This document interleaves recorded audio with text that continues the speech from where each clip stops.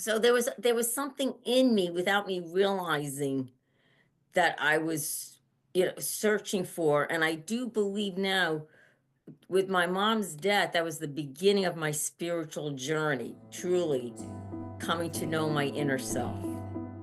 This is Unconditioning, Discovering the Voice Within, with Whitney Ann Jenkins. Hello and welcome to the 113th episode of Unconditioning, Discovering the Voice Within, where I bring on guests and we talk about the inner authentic voice and the challenges and the rewards that come from following it. This episode, I have with me Gina Economopoulos. Gina's life story makes her a captivating and inspiring speaker for all audiences. Through raw vulnerability, she shares how she overcame immense adversity, enduring multiple surgeries from childhood, devastating loss, a crisis of faith leading her to join and later leave the convent, the grips of alcoholism, and the struggles of tumultuous relationships. Yet Gina's unwavering resilience, strengthened by her profound spirituality, enabled her to reclaim her life's purpose. Gina's very presence is a testament to the power of the human spirit to persevere. Her story reminds us that hope can be discovered even in our darkest moments. This is easily one of the most fascinating and captivating podcasts that I feel like I've had the pleasure of hosting. I had an amazing time getting to know Gina and her story, and just really, really appreciate the vulnerability that she lent to sharing her wisdom with the audience and listeners and myself. So, without any further explanation from me, here is our conversation. Enjoy. Really a platform for you to share your story and your wisdom. It's all about following your intuition or your authenticity, or the duende or the daimon, as some people like to call. And since you guide people, you must have had to go through a lot of things yourself in order to be able to be a guide for people. And so one of the first things that I like to ask is, when is the first time that you realized that you had an intuition or an inner voice of your own that you were able to follow? I knew you were going to ask me that question because I have listened to your podcast. So I prayed about it. I'm ready to go, and it is a great question, and it got me thinking of my own personal life because nobody that's like a no, that's not a normal question every day. Somebody say, "Hey, when did you hear your inner voice?" I'd be like, "What inner voice?" But to answer your question is what I what I have experienced, my personal experience, because like I said, I heard your previous guests at the age of 4. At the age of 4, I was tone deaf, I guess, at my age. Yeah. And when I really came to know who Gina is, because to me that's my inner self. It's the child, or like little Gina, whatever you want to, what I call her. Uh it wasn't until in my later years of life, really. It was like in the last 8 years, 9 years, when I came into the rooms of recovery, because I went through a journey where it ended me to realize I'm an alcoholic. Mm, And I've been in the rooms of AA 10 years now, God willing. wow, God yeah. willing, in April. So all along, not to say that I didn't hear my voice through my trials, tribulations, whatever you want to call it, pain or suffering. I heard a voice out of my own head, my own voice, um, that just kept me going, that kept me going. But it wasn't my authentic voice. Right. It it it wasn't, it was a voice that was running away within me. Mm-hmm. It was a voice that was feeding me in the beginning, throughout my life, feeding me, "I'm no good, you're ugly." It was that kind of voice I was listening to, saying, "Yeah, look at me. Poor me. Poor Oh, me." And so I had never really had the concept of, the inner voice, the outer voice, until through my through what life has had thrown me in my life. And it began uh tomorrow is 33 years ago tomorrow. My mom had died. So Wow. that, and I was 23 years old. So I do have to say, Whitney, I didn't really have a voice. My voice was more of searching for that love and acceptance, and in all the wrong places. I was a bartender at the time, so I mean, I didn't know, I really did not know. And of course, through my mom's death, she went to heaven, and my voice was like, no, I want her to stay here. And so that inner voice within me was searching. I guess that's a good thing. My voice kept searching without Yeah. me realizing it, Yeah. to find my true self. And so I started searching heaven, God, what's the purpose of life? What's the meaning of life? Who am I, etc. And but in there, I had came back to my Catholic roots because I was raised Catholic. My parents were very devout Catholic. I came back to the roots, to my Catholic faith. And then in that, the voice said to me, "Go join the convent." So I did. I became a Catholic nun. Was that my voice? God's voice? Which voice was it? And I'm sharing this with you because of your topic here of the inner voice, because I never really thought it's like, yes, almost, back in 1997, I thought this was it. The voice was telling me I was going to be a Catholic nun for the rest of my life. And and there was peace. So I always know when I heard something within my mind or heart, thinking that maybe it came from God, this is what God is telling me, there was peace. So, okay, I'm following this path. This is my path. But as you know, I'm not a Catholic nun anymore, so you know, Yeah, so would you mind, like, you don't have to if you're not comfortable, but I feel like sometimes it's really interesting to go back to your upbringing, and the way that you were raised in your culture and your environment, because I think that sometimes can inform a lot of things that happen going forward. So would you mind talking about your connection to maybe Catholicism when you were growing up and yeah? no problem. I have no problem because I did write my memoir, my book, so it's all out there. So I have no problem Yeah. opening my mind and heart and sharing, because it's a lot, it's healing for me, and God willing for those who are listening. Because yes, I was raised on Long Island. I'm a New York girl, one would say. I'm from one of 8 kids, the seventh child, Very devout Catholic. Catholic. Mom's Italian, dad was Greek. My Mhm. dad came into the Catholicism when he married mom back in the 50s. That was very unusual for an Italian or Greek to marry. Uh, so we were raised Catholic. Received all my sacraments, and but for me, and go to church every Sunday, etc. But for me, I was loved by my parents unconditionally. I had a great childhood. My parents provided. No, not real much drama. We had good upbringing and good morals. But speaking about that inner child within me, I didn't like myself. I was insecure with myself. And people would say, but you were loved by your family. How could you not? It was me, because I was born with a lot of health problems. I had a hip dislocation. So from the moment I came into this world, not that I believe unconsciously, I was like, poor me, I'm in pain. Unconsciously, this is all unconsciously. So as I was going through, and I was born with these bone tumors, I had surgery, and I was a person that I felt that if anything is going to happen, it will happen to Gina. Mm. And I compared myself to my parents, not to my parents, my siblings, because they were athletic, they were tall, gorgeous, beautiful. And here I was just trying, peer pressure, trying to get in the crowd. I was raised in the, I mean, went to high school in the 80s, and but I didn't like, I was insecure. I was insecure.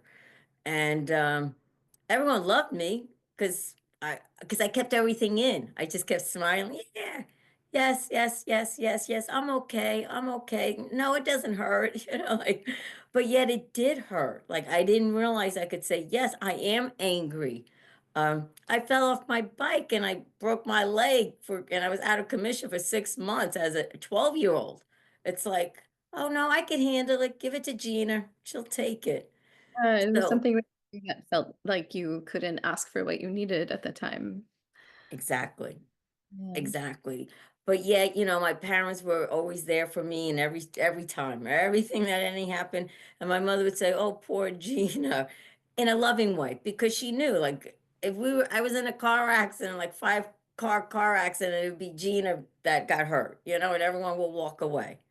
So that's the identity that my voice was telling me that I'm no good, look at yourself, etc.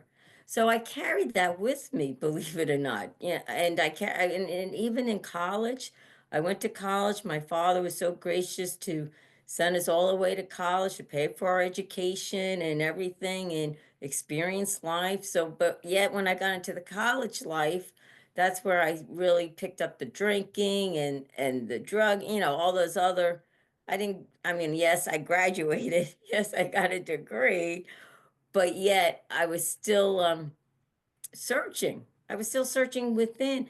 And so when I graduated from college, I went to go live. Then my parents had moved from New York to Pennsylvania, so I moved there. And I just felt like my whole college scene was ripped away from me. Like, what do I do? Because you're a part of this. Everybody loves you. I became a pool shark, and I had a hollow leg. People would say, that was my claim to fame. Yes, I did get a degree in social work, but that didn't matter. So with that, I went to live with my parents, had to get a job, of course, because I did work a lot. We had that worth ethics, from my father to work hard, and I did, and I didn't mind, so I did get a job. But I went to bartending. A job I bartended because I'm in my scene. I'm still within my heart. I'm still searching. Yeah. Uh, Uh-huh. You're also, like you said, you got your degree in social work, so that's kind of bartending is a little similar to social work and then counseling. Yeah, you're right, Whitney, because I was able to hear their problems because I have a great ear, listening. I have a great heart because I do have a heart of service. That was a gift from I'm a heart of service. And so I will listen, take their money, and say goodbye. And I didn't have to deal with the government because me and the government and I don't clash in a sense, like all the law, whatever it had to do. So I did. I bartended it, and it was during that time my mom was diagnosed with cancer. She was terminally ill, bone cancer, 4 to 6 months to live back in 1991. And then in January 17th, 1992, she died. She died. My dad and I took care of her. Once again, Whitney, out of all my 8 siblings, who happened to be home to be with my mom and my dad? Gina. Not that it was a bad thing, but that's how I looked. It's like, okay, here I am. Because prior to her illness, I had a whole stack of applications because I wanted to be a cruise line director. Julie McCoy on the Love Boat, I wanted to be that. I was like, yeah, this is it. But of course, with my mom being sick and loving my mom, to me, my parents were God, that I put that aside and I said, okay. And at that time when my mom was diagnosed, I didn't think she was going to die. Okay, mom, we'll get you better and we'll go off. So that was my mind. And talking about, you asked me about being Catholic and everything like it. When my mom was diagnosed, like I said, they were devout every Sunday still, Lent every day. She pulled out the rosary, she pulled out the novenas. And I was like, okay, if I say this, then mom will be healed. But she had bone cancer right from the get-go. It wasn't like it was just directly pain. But I'm like, no, mom, you're gonna get better. So I did everything, tried everything, prayed, bartended, prayed, taking care of her with my dad, and I would do it again. I developed like that extra relationship with my mom because she became a child. Of course, I never thought it at that moment because at that moment I'm 23 years old and I can't lose my mom. My mom Mhm. has to live with for the rest. I mean, because my mom was alive for my siblings' weddings and everything. Why not my wedding? Yeah, because at that time, Whitney, I was hoping to be married and have 8 kids, but that was like, that did not, wasn't in my forecast, which I didn't realize.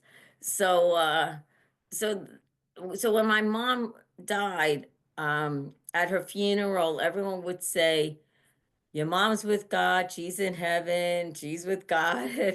And in my the voice in me or the girl in me or the person in me said, who the hell is this God person? I don't like him. I need to go searching. And that's what I was saying earlier. I was always searching for that purpose, but I was truly searching for Gina within without even realizing it. So I did go back into the church and I put my hand up and I said, God, they say you're here. I don't want to talk to you. You could leave now. I want to talk to my mom. I was like, I got to find out where she's at. So for the first few months, even up into a year, I just kept talking to my mom, praying to her, thinking, okay, mom, okay, mom, okay, mom. And I stopped bartending for a few months. I was just I was just a sad child, Grieving. lost. Yeah, grieving. You were grieving and lost at the same time, it sounds like. Yes, and I was grieving perfectly, which denial, everything, tears, Mhm. every my family, who I love dearly, all the 8 children, they grieve differently. Yeah, so and they had families to go back to, and so after my mom died, I had my dad and I took care of my mom. I saw her at her worst. I was there and I would be there again. And I don't know why or how. Well, I know now it was God's grace for me to just to be with her to the moment where my siblings would come in and they would look at her and say, I can't see her like this. And I was like, why? She looks great. I mean, so there was something in me without me realizing that I was, searching for. And I do believe now with my mom's death, that was the beginning of my spiritual journey, truly coming to know my inner self. Yeah, well, it sounds like it. Yes. And so when I came back to the Catholic Church, as I kept searching in the church, I came back to God. I received, one would say, like the resurrection of Jesus, as the Christians believe, rose from the dead. I was like, oh my God, I should have gotten this on Easter, but I never did. I had to lose my mom and go through her pain and her death for me to receive an Easter, one would say, as a Christian. And then in that, it was like, okay, everybody's going to hell. You go from one extreme to another. Uh, and and then not to say, I mean, like a Sodom and Gomorrah. Like I was like I lived this life and now I'm like a crusader and so I joined the convent. Wow, I grew up Catholic and went to Catholic school, so I'm following you very well. So, Oh, good. Oh, good. I mean, and yes, so I joined the convent back in 1997 and believing at that time that it was God's will. At that time, I was hearing his voice. wow. Okay, so what was the process like of joining the convent? Well, when I had met this order, they were a Franciscan order prior to me joining. I just noticed there was a lot of young people that were giving their life to God and having fun. And plus, they loved me. How Mm. could you not? So I felt accepted. I felt loved. They all loved Gina. And then I was like, and not to say, I don't want to say that they pushed me into the convent, but I felt that love and that acceptance. And I'm seeing, well, this is a new way of life and everything. That's why I had joined thinking this is my life forever. Okay, I'm going to give my life totally to God as a Franciscan sister and in the South Bronx, living with the poor. And to be honest, like my heart, I've shared with you, I'm a very simple person, so I loved the way they live, simplicity.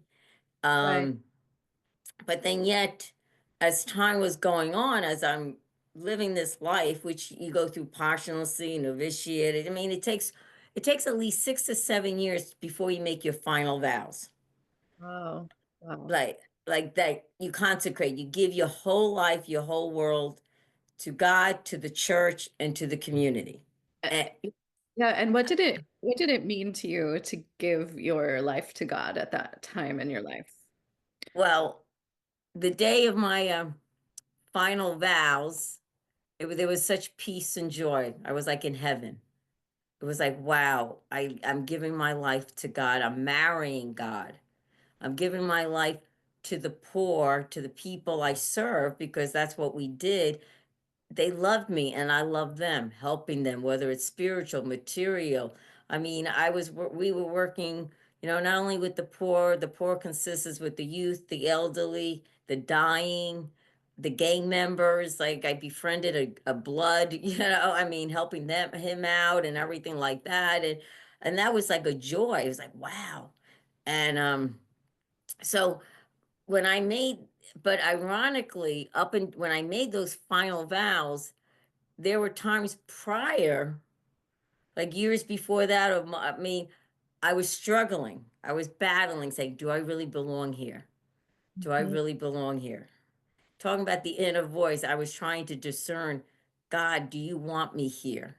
Do you want, because I was going up until that time, I was going through a lot of pain and suffering in regards of like rejection, betrayal, fear, um, the community, it was sort of like I was trying to mold into their way of personality, and my personality is like, yeah, like this, and and I kept hitting a wall, but yet the day of my final vows, ironically, my cousin Ramo, and I have a picture of this somewhere.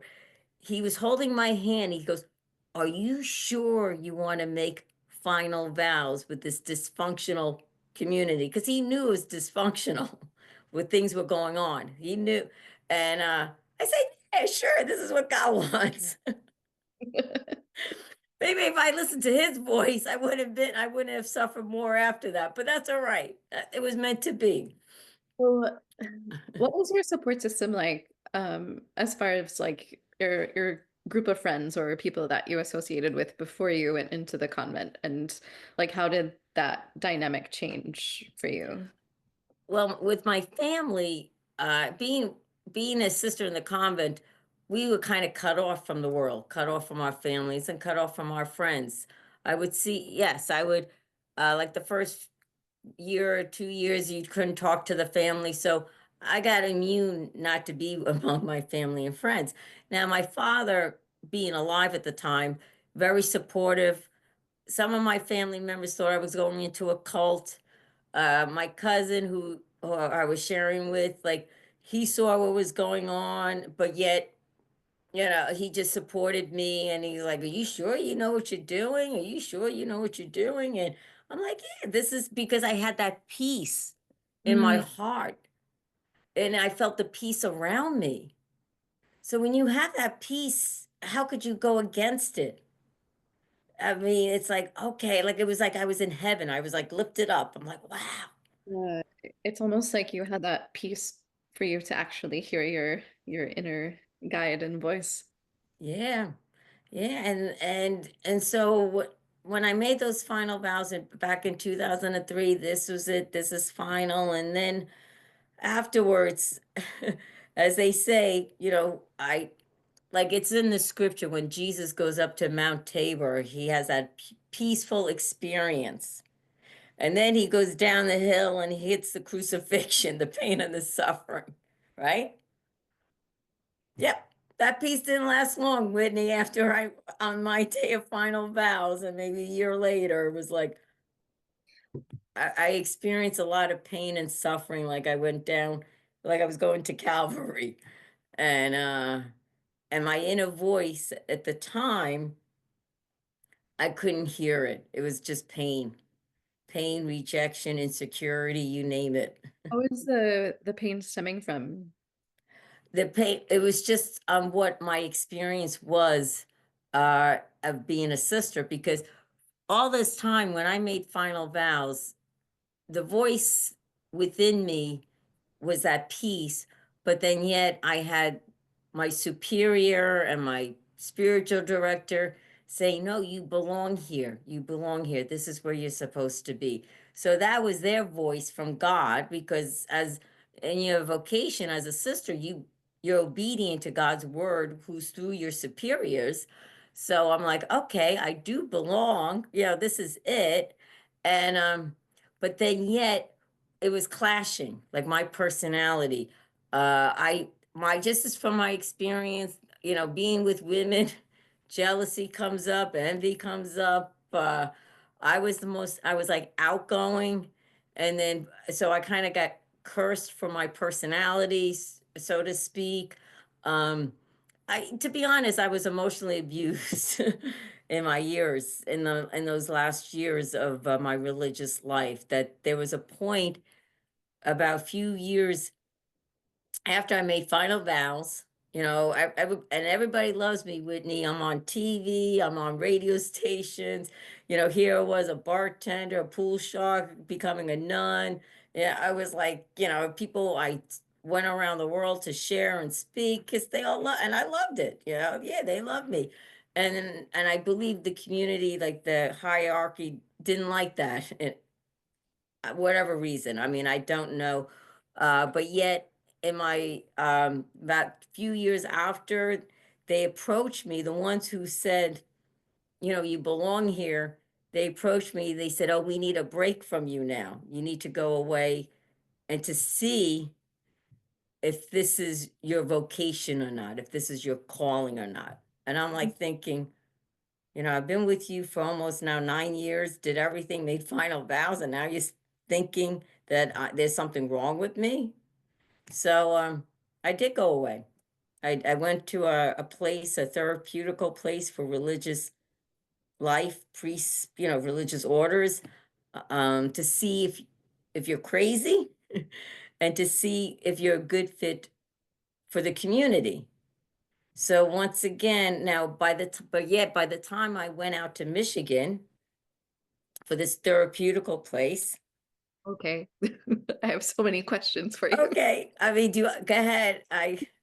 No, no, you can continue. Okay, by the time I went to this therapeutical place, I was a wilted flower.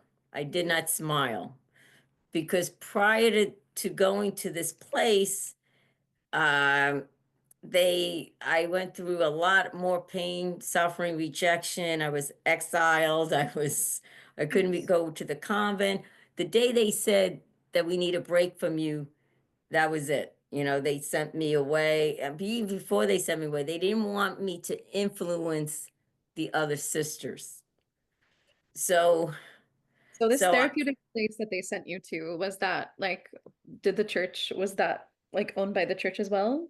The ther yes, and it was run by a religious orders, a sisters. And now, mind you, the order I went in that I joined, and the sisters that run this place, very traditional, full habit, that's all I could say, very traditional order, conservative, one would say, and which I didn't mind. I mean, but so yet I went for free therapy for and what was their diagnosis for you? their diagnosis is that I was there for 4 months, and they said to me that I would be a great asset to this community because of just who I am. But they said my problem was me inside, that it was stemmed from my childhood physical, like I shared earlier, with all my physical problems, like poor me, the insecurities. It stemmed all from those insecurity. Like it needed a spiritual healing. It wasn't like take a pill and you'll be fine. It was a total spiritual healing that the sister said I need. And I'm like, oh, what spiritual healing? Because inside me, I was so empty. I was so broken that, and that's what they diagnosed with me. It wasn't that, I mean, yes, I might have been crazy, but it was just a real soul sickness, a brokenness within me that Mm. just needed, instead of to be pushed down or to make it work, how do you say it? Like with the sisters, it wasn't like that they loved me for that. They were just, it was a lot of, I don't know how you, like negativity, whatever, fear. It was a lot of fear and, And um, they were harshly judging you. y- uh, y- yes, I wasn't fitting to their mold. It was a cookie cutter. I wasn't fitting into their, and it was all exterior mold. Mold. Is that, yeah, I'm sorry, my, but, Wow. um, So, yeah, so you were there for 4 months, yes, and at the end of it, they told you that you were pretty much spiritually broken and not fit. yes. Okay. So what happens next? Well, the sisters took me back because, like I said, even though I was spiritually broken, it didn't mean that I did not belong to this community. It was just I was just spiritually broken. So, and I had also read many books about people pleasing, anger, and all that. So I'm like, aha, I'm a people pleaser. I have anger, and so I left there with a different mindset, and that's where I've learned about your mind, positive thinking, negative thinking. I was a late learner. So But they uh, told you that you were spiritually broken. Did they give you like a way to fix that? Um, they said, pray to God and ask for a healing. And so what did I do? Well, I went back to the community to live this new, it was sort of like I had a new life in my mind. Like, yeah, even though my heart was broken, but I had a new mind. Yes, I made final vows. This is it. I'm going to do this. I'm going to work, do my homework, do my assignments, be more loving and, go from negative thinking to positive thinking. And I was doing that, and plus I was talking to one of the sisters from Michigan like every week as a continue more counseling, like after I came back to the community. Because prior to that, like I said, it was really harsh and awful what I experienced. So when I came back to the community, and of course the community itself, there was about 20 sisters. uh, the only ones that knew about what took place prior to that were only the three older sisters because they wanted to keep it a secret. They didn't want no one to know what was happening to Sister Regina because but yet at the same time, I remember when I came back from Michigan, those three sisters that wanted me to go away and everything, they asked me the first thing, here I am, I'm real excited, I'm new, fresh, doing this. And they said, so how are you going to make amends to us? And I was like, what do you mean? Like, what happened last summer, it made us a bad name. I go, what? So they were blaming it on me. They didn't never took the responsibility, like, we were wrong on how we handled this. I mean, and it's all in my book, I tell you, because it's real deep stuff, but it's like, uh, oh, how I said, I'll let everyone know that you guys are great.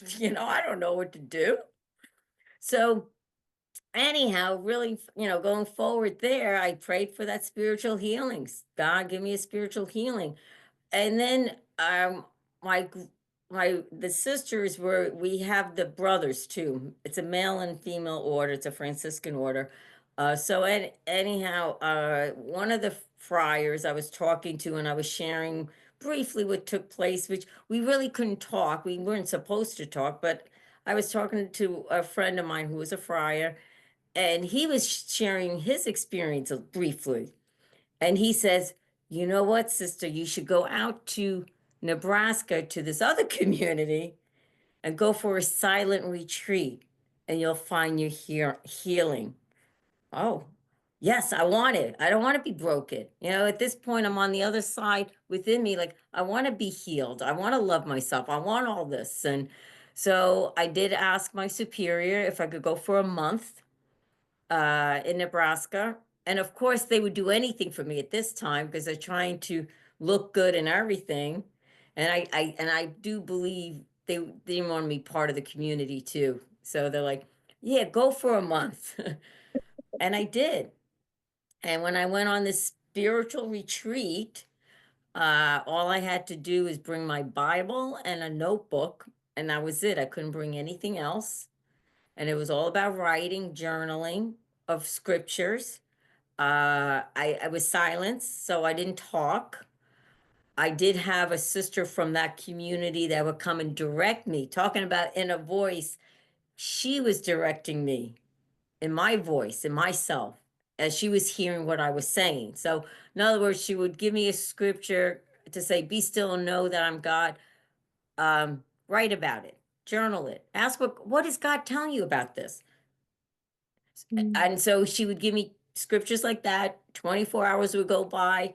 I would, she would come back, visit me, and I would read it out loud. And then she'd be like, okay, this is what. So she guided me. She guided me to another level, I would say, of my inner voice. And I ended up staying there for 7 months in silence.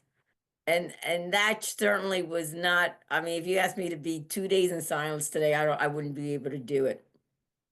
What So, what did you learn during that time?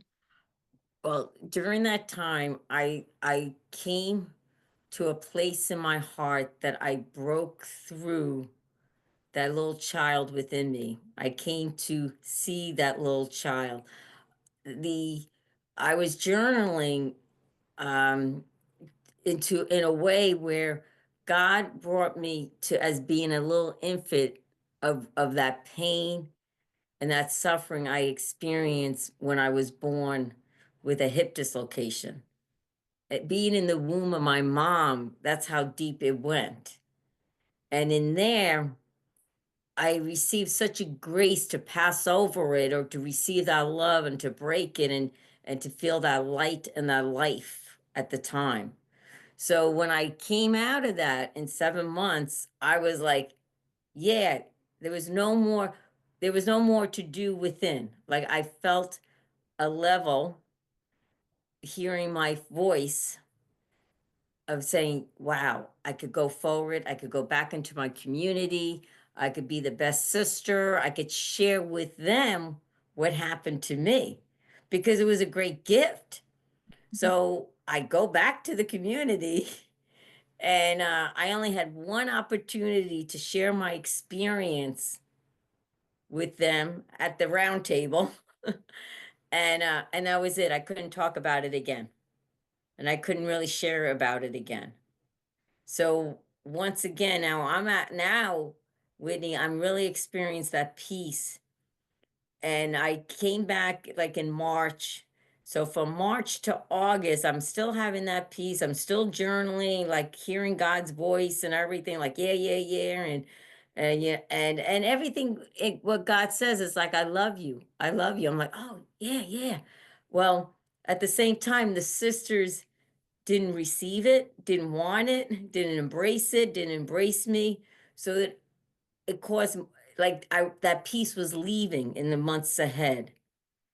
And it got to a point where I had a spiritual director who was outside the community and who was a priest, and he says, you know, sister, they're trying to crush your personality. They're still dysfunctional. They're not receiving you. I was like, what do I do? Because I was persevering. Because I was in final vows, Whitney. I was married to God. I was doing everything I could to save my marriage, to save my vocation, to be with this community.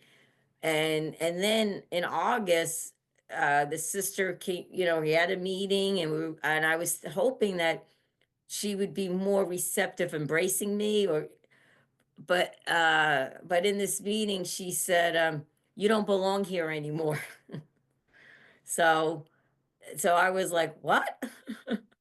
I said, all this sweat and tears, and even though it was a painful day, it was sort of like a shocking day, it turned out to be the best day of my life. Yeah. And so I left the community 12 years later after I entered. Did they give you a reason for your dismissal? I just didn't belong there anymore. They felt God. They just said, you don't fit in. You're not one of us anymore. Wow, because so you went on a journey to heal your spiritual brokenness, which they told you that was required. And then once you renewed yourself, they Yeah. rejected. Yeah. I mean, personally, I feel that I was a threat to the community. I was a threat to them. Like I said, Whitney, everyone loved me. I was the second one in charge. I was the second one been there. The community had been through so many other sisters coming and going. I mean, they already had a bad rep, and here I come along. I mean, I was there during the bad rep. I mean, yeah, it was horrific. It really was. Yeah. And so when I left the community, they didn't know what to do because I was the first sister in final vows that was leaving. And and in hindsight, looking back, and I know back like I knew back then, they were a very sick community. I was sick, they were sick, two sickies don't make a well, and but of course, they would never say I was sick. It was always my fault. They wanted me to write a letter to the friars saying it was my decision of leaving. I go, they they didn't want to take responsibility, and so it was very painful. Yeah. And and I did not write that letter. I just wrote one letter. 2 weeks later, after that, um, I went in, grabbed all my belongings, said my goodbyes, and it was like an open wake because once again, the younger sisters in religious life did not know anything what happened, nothing, nothing that what happened to me per se, like in because I wasn't allowed to say what yeah, they did things to me that was very, um, yeah, it was just ugly. It was really ugly. Yeah. So It sounds like they were really trying to dim your light and suppress your voice. yes, yeah. So my journey continued. And I left there thinking I didn't know who I was. I was confused at this point. Because when you make final vows, it's like you're a sister, you're well known, you're well loved, and here you get kicked out and you're like, where do you go? You go back into the world, don't Yeah. know anything to live the world. How old were you at So how old? I was in my 40s. So my whole 30s was in the sisterhood. I entered when I was 29 and left maybe I was 41, Okay. 42. Yeah. And I knew nothing because my life as a sister was austere. We slept on the floor. We didn't have couches.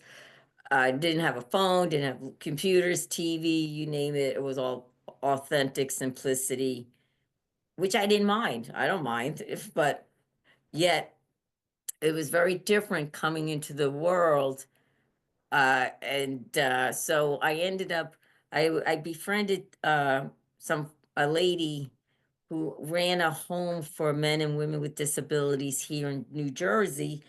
And at that time when I was, she was there to support me and help me out because she knew the community. And she says, if you'd like to come here as a transition time to be with men and women with autism, Down syndrome, I'm like, yeah, I didn't know what to do. And so I did. And I did that for 2 years, and it was such a transition. It was a great transition, but it was more healing because now at this point, I'm totally broken. It's another grief that I'm experience of loss. Who am I? What am I? What do I do? What's my future? People who started to hear that I left said, "Oh, what order are you going into? Like, what's the next religious order?" And I'm looking at them or hearing them, I'm like, I was hurt by one. Why would I want to go to another? Yeah, what was your relationship to God at this point after that? I was still persevering. I was still talking to him. I did not understand, but I'm like, okay, God, you got to help me. You got to help me. You got to help me. I was still the place that I went to live. It was ran by, it was like a Catholic organization. So we continued to did the mass, continued to do the rosary. So I was following. I tell you, in the first few months, I was trying to live a religious life, which I realized I'm not a religious. I'm not a sister anymore. I mean, I was wearing this little beanie, because I didn't have hair and trying to wear this prairie skirt, and I just didn't know who I was, but I did go to church. I still stayed. I was going to mass every day, praying, crying, right? Like, why? And and then after, and then also I once I was back in the world, so to speak, or living with the men with disabilities, I came back to my other love, which was alcohol. I was able to say, oh, I could drink freely, I don't have to hide it in the convent. So, but after being with them for 2 years, which was a great gift in itself, because I experienced unconditional love from from those who they don't care who you were or who you're not. You could have killed someone, they just hugged you. I mean, I mean, they're the ones that are able to love and we're disabled to love in our life. But we Mhm. went to so then after 2 years I was kind of getting tired of serving and just being out there, so I decided to move to the Jersey Shore, which I did back in 2010. I came here to the Jersey Shore. I learned how to do a winter rental. My dad was alive, so he helped me out a lot financially because I didn't have any money leaving the convent because I gave everything up. Mhm. So and of course, living with the men with disabilities, I had a stipend, but it wasn't that much. But anyhow, I wanted to be by the beach. Gina wanted to do what Gina wanted to do, and I did. I came to the Jersey Shore, rented a winter rental because I didn't know what at least, what a full rental meant. And it had furniture, which I was so grateful because I wouldn't know how to get furniture or sit on a couch. And and then I had to get a job, and I was tired of social service. So I went back to bartending. That's the only thing I knew was bartending and a nun.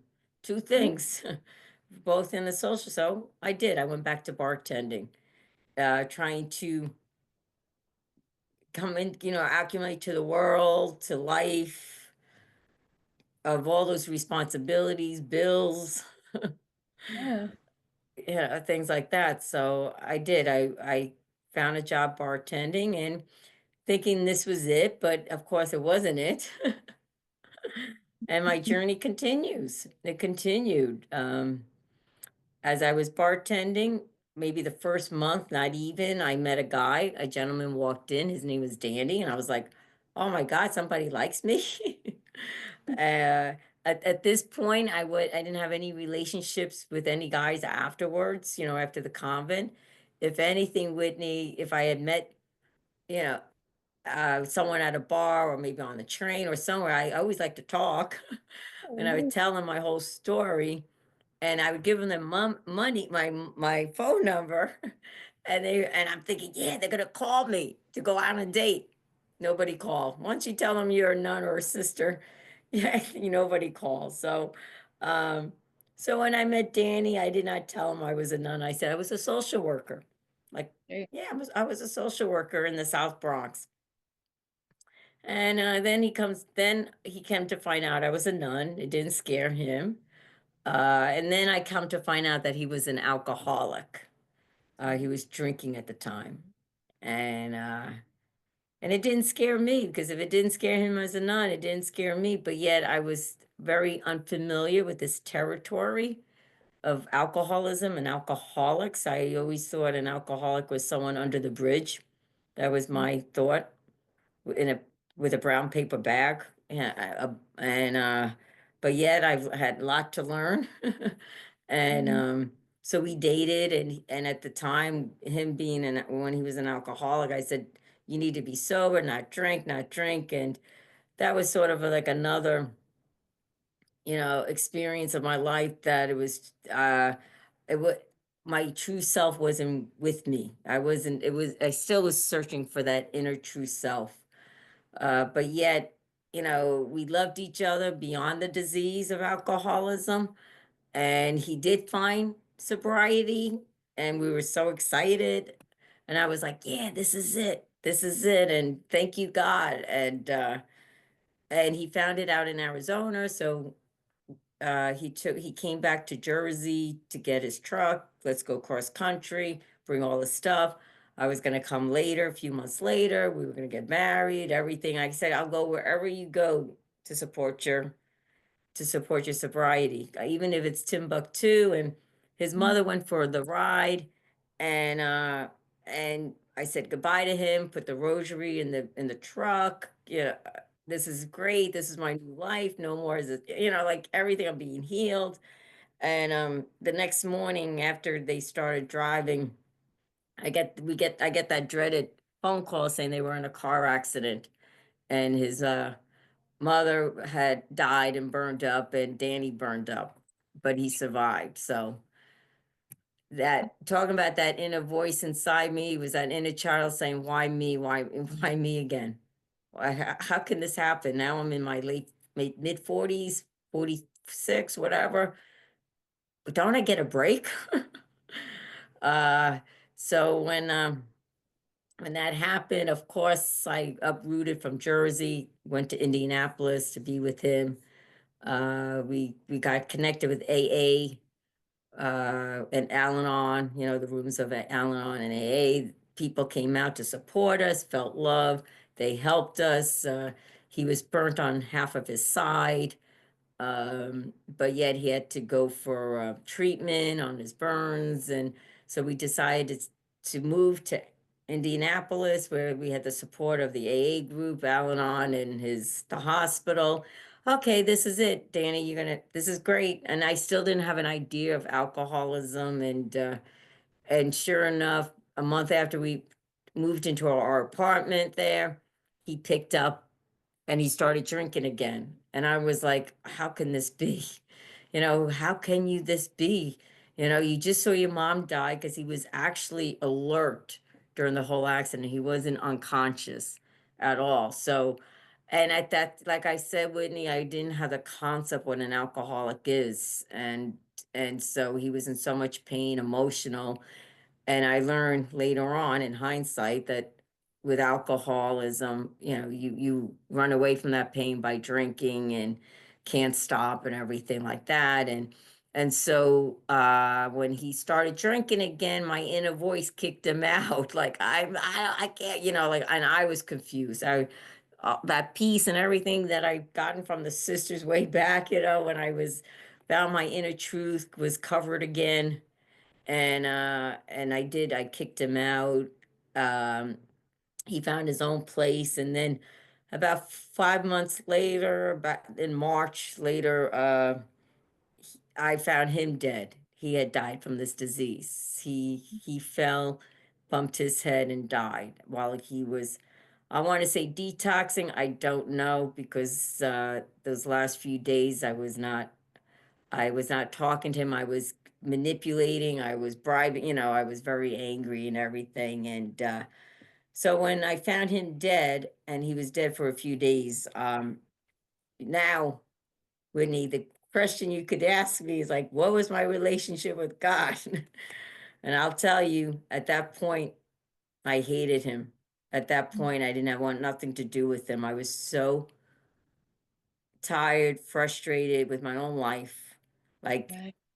I was never getting a break, and I'm 46, 47. And so once again, I'm on this journey again without realizing it. And I was simply existing. I did not want to live myself, because like I felt like I gave my sweat, blood, and tears, to the community, the sisters, to my life, to God. And how could you do this?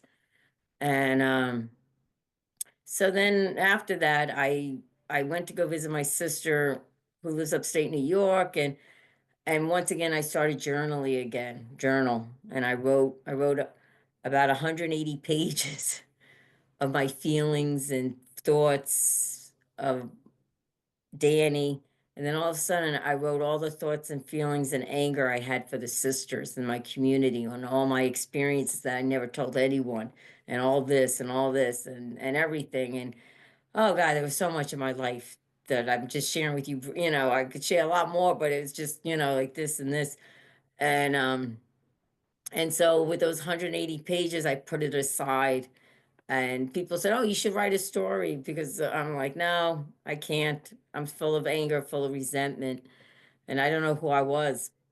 And so I decided, I guess God decided for me, because I don't really, it wasn't like a conscious that I came back to Jersey, came back to the shore where I met Danny, where I knew his mom, met his, you know, she was my mom, and here they're both gone. And my dad once again was still alive at the time, supporting me, helping me out. I was in one, you know, help people were, uh, you know, I was staying at their homes for a little bit until I really knew to get an apartment. And then I finally did, and then I got a job. But at this time, I was just, I wasn't even smiling. I wasn't Mm, even laughing. I wasn't happy. I surviving. was I Yeah. was just, yeah. And and I remember like the first 2 years, the first 2 years that with Danny, I wouldn't celebrate. I wouldn't celebrate. And I worked for a place of people with mental illness, you know, like a house mother again, but I didn't stay there. It was just, you know, going there from a 9 to 5, what, you know, babysitting, one would say. And I just kept myself occupied. And then during that time, I decided, and not that I decided, but like everything I said, I decided it wasn't me. That I went into to a room, to the rooms of AA, like to a meeting. I went to one meeting because as used to, when I was searching when my mom died, like what's the meaning of life? I was searching, why did Danny die? Why couldn't he get sobriety? That was like another. That was my why. So I went into an open speaker meeting here locally, and then afterwards the gentleman came up to me, and I'm crying, telling the whole story. And it turned out that he knew Danny. He was like, "Oh, I know Danny," and that was such a tragic story on his end. And yeah, I'm like, "But why? I don't know, you know, like this." And nobody knew I was a nun because I was like, and then this gentleman invited me to go to a closed meeting for alcoholics. And I'm like, I'm not an alcoholic, but just come and listen. So I did. I go and I listen, I identify myself, I decide not to pick up. I was not an alcoholic. You're the alcoholics. But I was there for a whole year, kept saying I'm not an alcoholic, until someone approached me, a friend, and said, "You know, Gina, you come here every day. What's your relationship with alcohol?" Another, someone's voice through guys like, "My relationship, it's not me, it's Danny." And but then I did. I looked in my life, and that inner voice that many reasons why I couldn't hear, I was covering it with alcohol, or with the disease, with the lying, with the manipulation, with the running. I was a good runner, with the denial and all that. Like I did not know. And because a sister, an alcoholic, you know what I mean, like back then. And because during my convent days, someone came up to me and said I was drinking too much. No, not me. You know, I'm a sister. I can't be like that. And ironically, I was in charge of the alcohol. Okay. That's a story in itself. Yeah. But then so I it was on April 2nd, 2015. I'm in a meeting, and I said, "Hi, my name is Gina. I am an alcoholic." And I was like, "Who said that? Who said that?" And I looked behind me. I said, "Oh my God, that's me. That's me." It didn't it sounded me, but it didn't sound like me. And when I said that, Whitney, once again, it was even though it was the hardest day, but it was the best day, that everything that I was covering up, everything I was holding on to, anger, pain, insecurity, my physical, everything just opened up.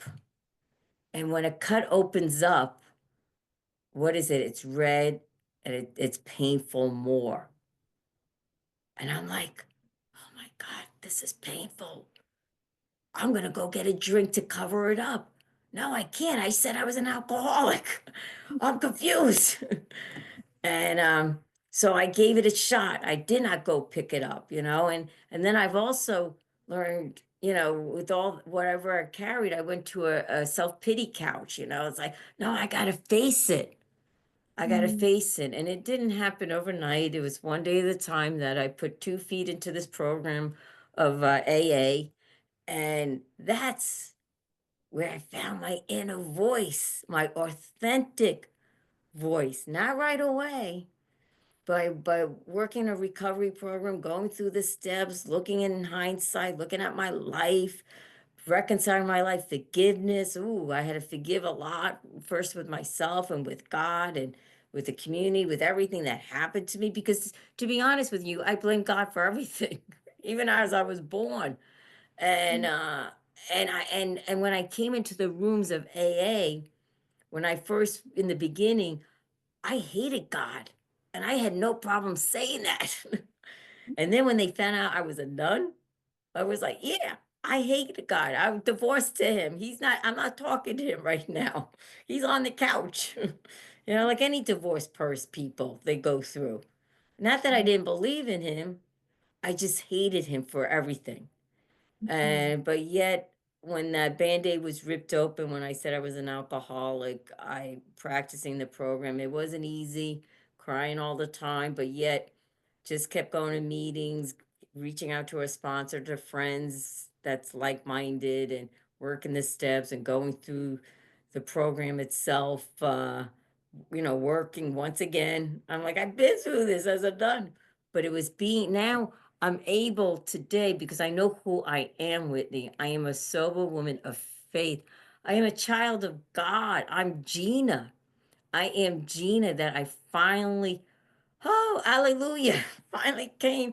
And it wasn't like it was just maybe in the last 5, 6 years, in a way to say, wow, this is me. And so today I continue to practice the program. I continue to go to meetings. I continue to work on my relationship with God, but it's in a whole different way. It's a new relationship because I'm my authentic self. And get this, Whitney, Gina likes her authentic self as well as God does. So I mean, it's a joy. It's a joy today. It's a joy today. And not to say that those voices still come and go, the fear voice, and the anger may come and go, or I'm not good enough, but they don't control me anymore. I don't go by their voice anymore. I go by the voice of love and peace and serenity, and that's what I'm striving for and keep striving for, and I chase that instead of chasing the other voice. So I don't Amazing. know. Like, your story is incredible. Your relationship to God now compares to when you were a nun. Can you describe how that is different and how you're able to love yourself now?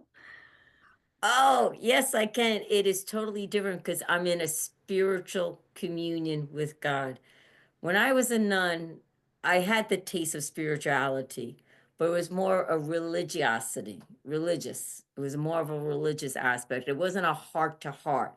It was more on the exterior. It was like, I'm not discrediting what I received was real or true. There were times that I was in heaven and there were times, I wasn't. But yet today, I'm in a spirituality. I'm a heart to heart. I'm in my heart. And Mm. what a difference. What a difference because the AA program is a spiritual program. So I had to really relearn and rethink because I kind of wish I went in there as an atheist because I knew who God was. And as a nun, I did see God perform miracles on people, healings. Like, wow. I was like, oh my, but never, I mean, I never saw it on me. But now I do. Now I do. I know that he was there for me back then. And I know he was, he gave me that strength and the courage to continue to go. But so today, like I say, it's a new relationship. It's like a much better, uh, that as a sister, it's different. I'm happy I am today. And that's why I said, leaving the sister, even though it was the hardest day, it was the best day of my life because I had to continue to go through the pain and suffering, the journey, the drama, the grief, Danny and everything. And in the beginning, when I realized I was an alcoholic, I would share that it was Danny's story that got me into the rooms. But I'm in the rooms because I'm an alcoholic. It has nothing to do with Danny anymore, but he was the instrument that God used in my life, and then it was his love that loved me for me because I did experience a love from Danny. I always says that Danny loved me for me the way, and the sisters love me the way they like pizza. That's how I could compare. So today, I can be loved. I can be accepted. I'm comfortable in my own skin. Uh, Not all the time because life goes on, challenges happen. I mean, it's not like I try to, it's not like I'm tuned in 24/7, I mean, there are times that I'm like, okay, God, no, I don't like this. And sometimes, things from the past comes up and I may look at it and say, but that's not me anymore. That's not me. I don't need to accept that fear. I feel it, bye-bye, and everything like that. So Oh, yeah. So, how are you taking all of the wisdom that you've gained from your experiences and sharing that with people now? I know that you have a book. yes, I wrote my book, my memoir, Shake the Dust Off Your Feet and Walk. It's available on Amazon. And it was through it, I wrote more than I've shared here in regards to my experience and my wisdom. It's a message of hope and strength. So at this time, because it was published last summer, August, and so I'm learning to be an author. I'm learning in this new realm that it's God's story. It's our story. And I'm just learning. So I'm learning because the passion of my heart is to share this wisdom to others. And and I'm not to say that everyone's going to find their ways into the rooms of AA or this or that. My story and my passion is to say, don't give up. You're not alone. Keep moving, keep breathing, one breath, keep feeling, and it's okay. See, I learned it wasn't okay to be angry or all those feelings, but it's okay. So yes, my wisdom, and I try to share, of course, in the rooms to my fellow alcoholics, but to all those anyone will listen to me, I'm like, this is it because yeah, if it could, last thing I'll say is, Whitney, if it could happen to, there's miracles. And if it could happen to me, because I was in such a dark place that, not that I would kill myself, but I thought that was my life. Yeah. So I try to encourage others saying, you may be in a dark place, but that's not, you got more life. Just there's a reason. You hate to hear that, but but other than that, you don't say that. I mean, you just say, all I keep saying is don't give up. You're not alone. Do not lose hope. Because there is something greater, whether it's a God, whatever it may be, the universe, whatever it is, there's something that's not Whitney, that's not Gina, that's not Johnny, that's greater, that will get in touch with your inner voice, that will get in touch with you, as long as you move yourself out of the way the best you can. But yes, that's what I would, that's what I'm trying to share today. Well, I would love to read your book because it sounds incredible, just based on what you've shared today. And it sounds like writing was a tool for you to kind of connect with that voice, gave you a way to access that. Correct, correct. You're very insightful, Whitney, and yes, yes, that is so true. And that's one thing I would encourage others, tool writing. Just write it, write it, write it, no matter what you're feeling. I hate, whatever you're feeling. Because what I've also learned is when we bring things into the light, it dissipates. Hmm. Even with our fear, like just saying, oh, I'm afraid of this, I'm afraid of this, it dissipates. If we keep things inside, even as we're listening to that inner voice, we also have to bring it to light. And if you voice it out, it doesn't have control over you. Yeah. You know.